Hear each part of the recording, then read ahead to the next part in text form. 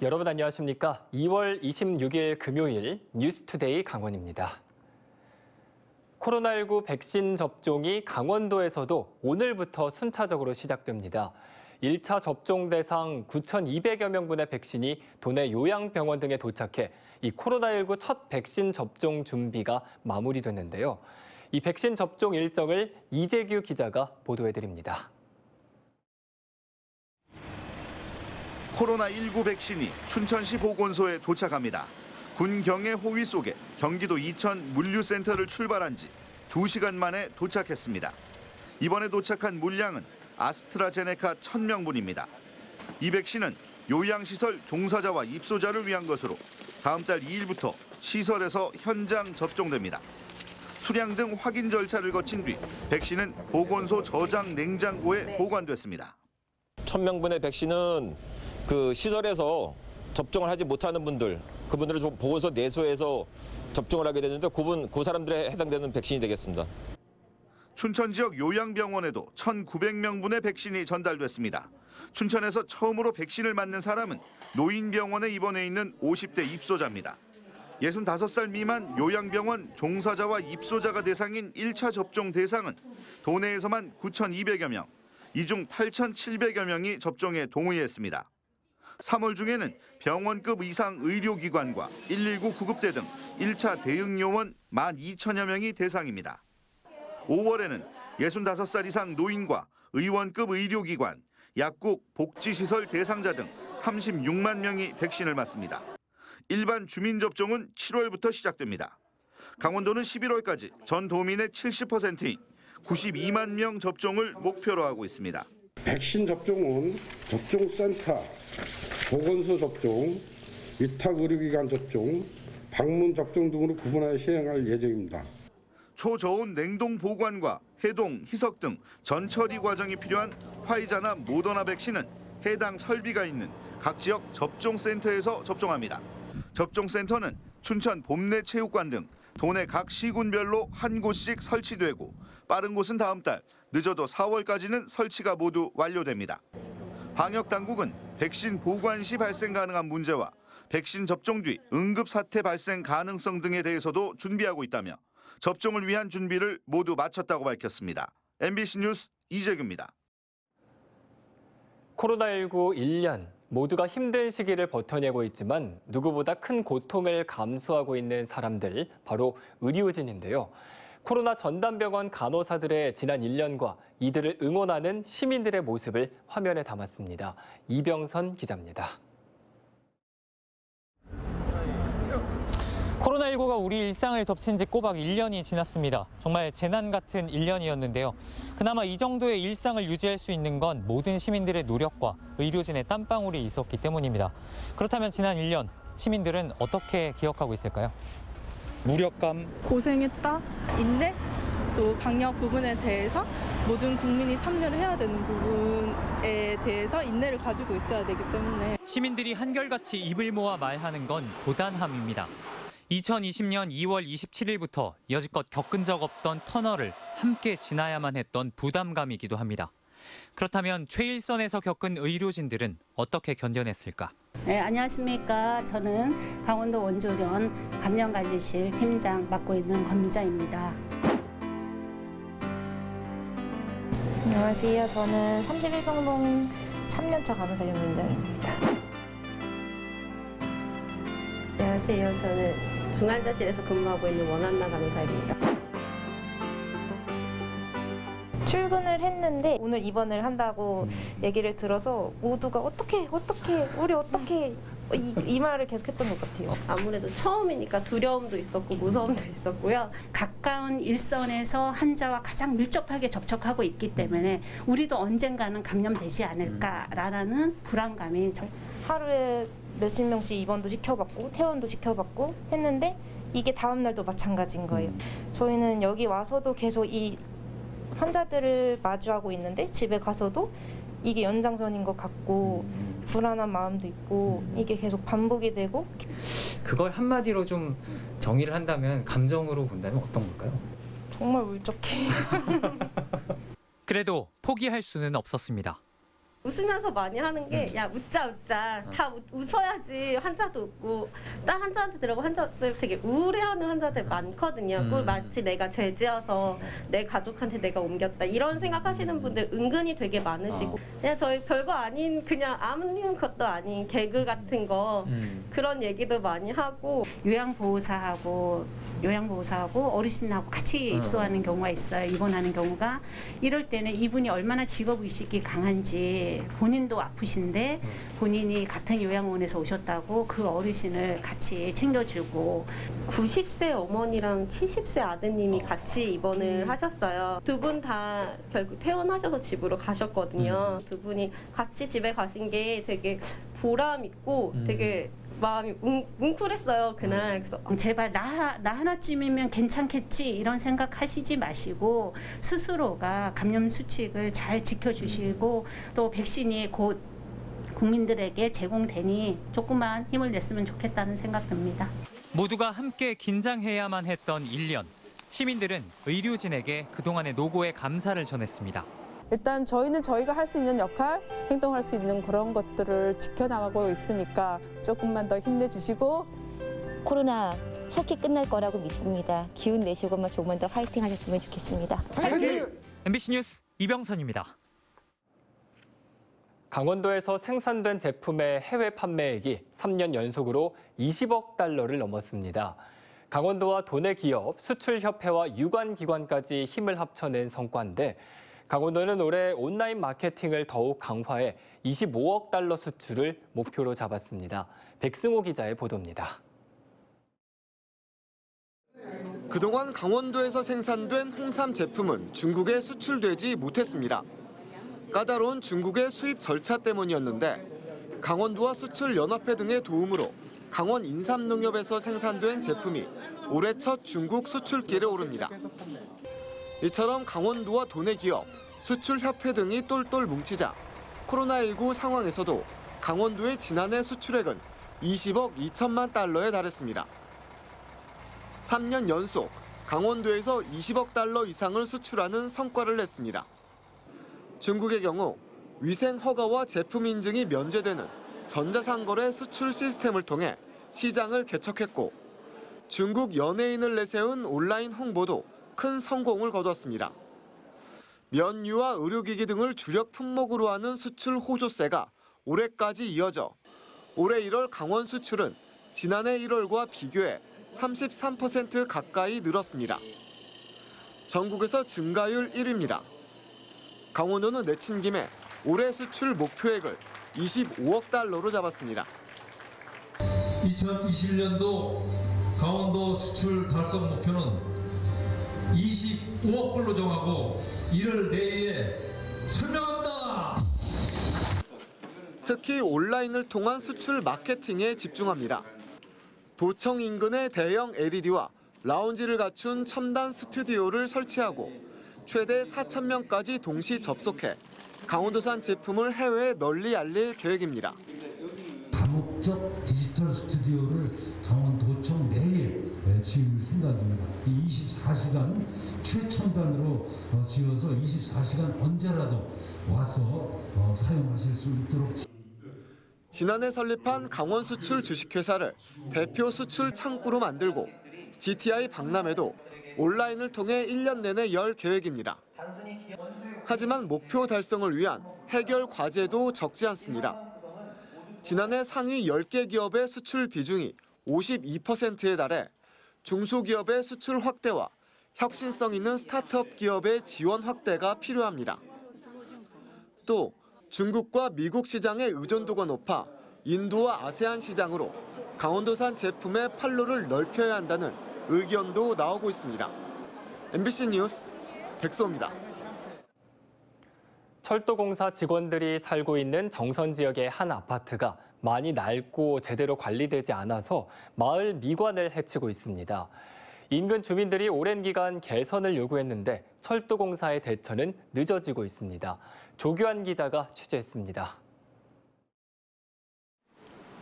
정선군 남면의 한 아파트입니다. 건물이 오래된 데다 외벽 페인트 칠이 많이 벗겨져 겉으로 보기에도 을씨년스럽습니다. 40세대 규모의 이 아파트는 인근 민둥산역에서 일하는 철도공사 직원들의 사택으로 지어졌습니다. 현재는 18세대만 사택으로 활용되고 절반 이상은 비어 있는데 아파트 관리가 아주 허술해 인근 주민 불만이 커지고 있습니다. 지금 겉을 봐도 지역의 흉물이잖아요. 근데 내부에 들어가면 더 해요. 온갖 쓰레기서부터 시작해서 사람이 안 살다 보면 이제 폐허지요. 청소년들 완전히 저걸로 변해버렸는데. 아파트 뒤편에 있는 직원 숙소 건물도 다르지 않습니다. 자풀이 무성하고 쓰레기가 마구 버려져 주택가 이미지를 망치고 있습니다. 이 아파트는 지어진 지 36년가량 됐는데 이미 10여 년 전부터 주민들이 개선을 요구해 왔습니다. 10년 전 철도공사가 자체 실시한 안전진단에서 보수 보강이 필요하다는 판정이 나왔고 5년 전 정성군이 추가로 벌인 안전진단에서도 같은 결과가 나왔습니다. 철도청에다가 요구하는 것은 정성군하고 이 흉물을 빨리 없애고 깨끗한 주거 환경을 만들고자 지금 계속 요청을 하고 있는 그런 실정입니다. 그러나 민둥산역 기능이 줄면서 사택 활용도가 떨어져 철도공사가 아파트를 다시 짓기는 힘든 상황입니다. 이 때문에 2년 전부터 직원 사택을 다른 곳으로 옮기고 아파트 건물을 처리하는 방안을 찾고 있는데 이마저도 계속 늦어지고 있습니다. 건물이 낡은 부분은 이제 충분히 이해는 하고 임차가 지연이 되다 보니까 조금 늦어지고 있고요. 임차가 이제 더 이상 좀 어려우면 또 다른 방안도 지금 모색을 하고 있으니까. 공기업인 철도공사 직원 아파트가 오랜 기간 흉물로 방치되면서 민둥산 억새와 연계해 마을을 다시 갖고 가는 주민들의 노력에 찬물을 끼얹고 있습니다. MBC 뉴스 조기환입니다. 강원대와 강릉 원주대는 어제 강릉 원주대에서 1도 1 국립대 출범을 위한 캠퍼스별 특성화 추진 업무 협약을 맺었습니다. 두 대학 총장 등 관계자들은 대학의 성장과 지역 혁신을 위한 춘천, 강릉, 원주, 삼척 캠퍼스별 특성화를 추진하고 협력 체계를 구축하기로 했습니다. 또 양 대학이 참여하는 전담팀을 통해 상생 발전을 위한 통합 또는 연합대학 구성 등 최적의 방안을 찾는 용역을 실시할 예정입니다. 강원도 내 농민단체가 농민에게도 4차 재난지원금을 지급해달라고 밝혔습니다. 농민회 총연맹, 강원도 연맹 등 도내 6개 농민단체는 어제 더불어민주당 도당 앞에서 기자회견을 갖고 코로나19 확산과 기후변화로 생산량이 크게 줄어들면서 농민들의 생계도 힘든 상황이라고 밝혔습니다. 이들은 또 어려운 시기임에도 정부가 농촌 상황에는 신경을 쓰지 않고 농민은 재난지원금 대상에서도 배제되고 있다며 대책 마련을 촉구하고 나섰습니다. 강릉시에 더욱 촘촘한 철도 교통망이 구축될 예정인 가운데 강릉시가 역세권 개발 종합 기본 구상을 추진합니다. 강릉시는 올해 하반기까지 허브 거점 수요 조사와 기본 구상 용역을 마치고 철도를 활용한 산업 물류 거점 단지를 조성하며 한국철도공사 등과 연계 교통망 보완, 관광 상품 개발, 협업 체계 구축을 강화할 방침입니다. 강릉시에는 2022년 동해선 포항 삼척 구간, 2027년 동해 북부선 강릉 제진 구간이 조성되며 2025년에는 경강선 월곶에서 판교, 여주 원주 구간, 2027년 수서 광주선이 연결돼 철도 중심 도시로 부상할 전망입니다. 원주시가 민원 실내 안전사고 예방을 위해 각 읍면동 행정복지센터에 안전요원을 배치합니다. 원주시는 봉화군 엽총 사건이나 울산 쇠파이프 폭행 사건 등 민원 실내 강력 사건들이 끊이지 않고 있어 민원 공무원 보호 대책으로 녹음 전화와 비상벨 설치 외에도 안전요원을 두기로 했다고 밝혔습니다. 안전요원은 경비 지도사 등 관련 자격증 소지자를 대상으로 선발하며 4월까지 25개 행정복지센터에 배치한다는 계획입니다. 제7회 강원 미래과학포럼이 원주 의료기 테크노밸리에서 개최됐습니다. 강원도의 미래 성장 동력을 발굴하기 위한 이번 포럼에는 학계와 산업계, 의료계 등 다수의 전문가들이 참석해 초전도, 고자기장 기술을 활용한 의료 산업의 전망과 강원도가 나아갈 방향에 대해 논의했습니다. 초전도는 그동안 전력 분야와 미래 교통수단 연구에 활발하게 응용돼 왔으며 2017년 이후에는 핵 융합 에너지 실현을 비롯한 MRI와 암 치료기기 등 차세대 의료기기의 핵심 기술 중 하나로 꼽히고 있습니다.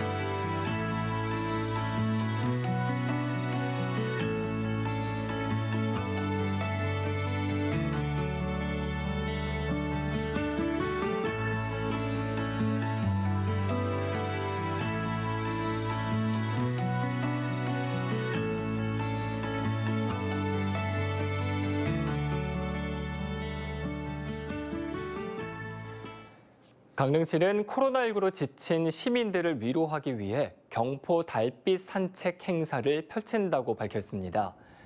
강릉시는 다음 달 7일까지 경포 호수광장에서 달맞이 마을, 눈꽃 마을, 숲속 마을 등 경관 조명을 테마별로 구성하고 산책로를 따라 장식 전구를 배치했습니다. 행사장의 조명은 해가 질 무렵부터 오후 11시까지 밝히며 관람객들이 한꺼번에 몰리는 것을 막기 위한 거리두기 관람 등 다양한 대책들도 마련했다고 밝혔습니다. 강원도교육청은 1년간의 개발 과정을 거쳐 강원도형 진학지원 통합 시스템 감자바를 오늘부터 일선 고등학교에 배포하기로 했습니다. 감자바 프로그램은 학교와 교사 중심의 통합정보 웹과 학생과 학부모 중심의 앱 등 두 가지 방식으로 나눠져 교육정보 수요자가 언제 어디서든 정보를 조회할 수 있다는 특징이 있습니다. 특히 학생과 학부모는 앱을 통해 학생의 교과, 비교과 정보는 물론 대학 모집 요강과 지원 가능 대학 등을 쉽게 파악할 수 있습니다. 내년 춘천 레고랜드 개장을 앞두고 인력 채용이 시작된 가운데 지역 일자리 창출과 경제 효과가 부풀려졌다는 비판이 제기됐습니다. 강원도와 춘천시, 레고랜드 코리아 리조트, 강원대와 한림대는 오늘 도민들의 레고랜드 취업을 지원하는 업무 협약식을 체결할 예정입니다. 이에 대해 정의당 강원도당은 코로나19로 상황이 변했는데도 강원도가 2013년 자료를 근거로 연간 방문객 200만 명, 일자리 9,000명 창출이라고 홍보하는 것은 경제 효과 부풀리기라고 지적하고 나섰습니다. 춘천의 실내 공공체육시설들이 다시 문을 엽니다. 춘천시는 오늘부터 춘천 지역의 실내 공공체육시설을 재개방한다고 밝혔습니다. 실내 체육시설 개방은 지난해 11월 이후 3개월 만의 일입니다. 춘천 실외 공공체육시설은 이보다 앞서 지난 16일부터 개방되고 있습니다. 다만 실내 체육시설 가운데 호반체육관은 성면철거공사로 4월에 개방할 예정이고 국민체육센터 수영장은 운영 준비 기간이 필요해 다음 달 2일부터 이용이 가능할 것으로 예상되고 있습니다. 철원군과 철원군 의회가 육군 3사단을 지역에 존치해달라는 건의서를 국회에 전달했습니다. 이현종 철원군수와 강세용 철원군 의장은 공동 건의문에서 국가 안보를 위해 수십 년간 규제를 감내했는데 국방개혁까지 진행되면서 철원군은 인구 감소로 붕괴 위기에 내몰렸다고 우려했습니다. 이상으로 뉴스투데이 강원을 마칩니다. 함께해 주신 여러분 고맙습니다.